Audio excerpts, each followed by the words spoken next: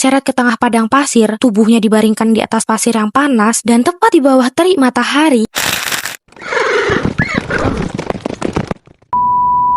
Di kota Mekah, yang pada saat itu masyarakatnya membedakan manusia berdasarkan harta dan keturunan, hiduplah seorang budak bernama Bilal bin Rabah. Ia tidak dikenal, tidak dihormati, dan tidak dianggap sebagai manusia yang berarti. Bilal adalah seorang budak milik Umayyah bin Khalaf. Setiap hari ia bekerja tanpa upah, tanpa istirahat, dan tanpa hak untuk membela diri. Bagi Bilal, hidupnya hanyalah rangkaian perintah dan pukulan. Namun di balik tubuhnya yang lelah, Bilal memiliki hati yang bersih dan jiwa yang sangat kuat. Ia hanya belum menemukan kebenaran. Hingga hari itu pun tiba. Suatu hari Bilal mendengar kabar tentang adanya seorang nabi yang mengajarkan semua manusia itu sama di hadapan Allah, tentang Tuhan yang Maha Esa, tentang keadilan, dan tentang kehidupan setelah kematian. Kata-kata itu menembus hatinya, dan tanpa ragu, Bilal menerima Islam dengan keyakinan penuh. Akhirnya keislaman Bilal pun diketahui tuannya. Saat itu amarah Umayyah pun meledak-ledak. Bilal lalu diseret ke tengah padang pasir, tubuhnya dibaringkan di atas pasir yang panas, dan tepat di bawah terik matahari, Bilal diminta meninggalkan Islam. Namun yang keluar dari lisannya hanyalah satu kata, Ahad, Ahad. Akhirnya cambukan pun terus mendarat ke tubuh Bilal. Di situ Bilal tidak menyerah. Bagi Bilal,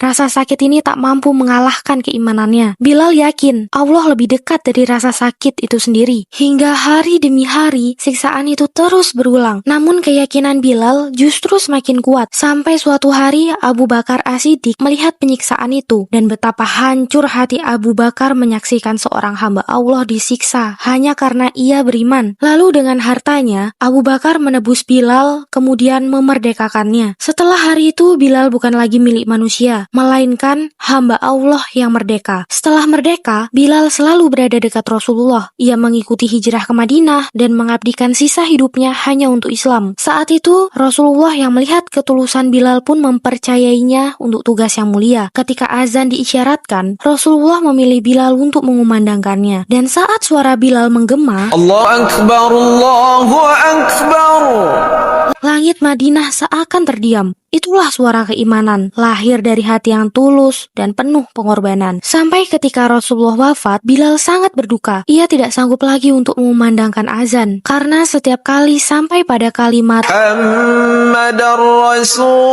air matanya jatuh, tanpa bisa ia tahan. Bilal pun akhirnya meninggalkan Madinah. Ia menghabiskan sisa hidupnya hanya dalam ibadah dan kerinduan kepada Rasulullah. Akhirnya Bilal pun wafat dengan tenang, membawa keimanan yang ia jaga di sisa hidupnya.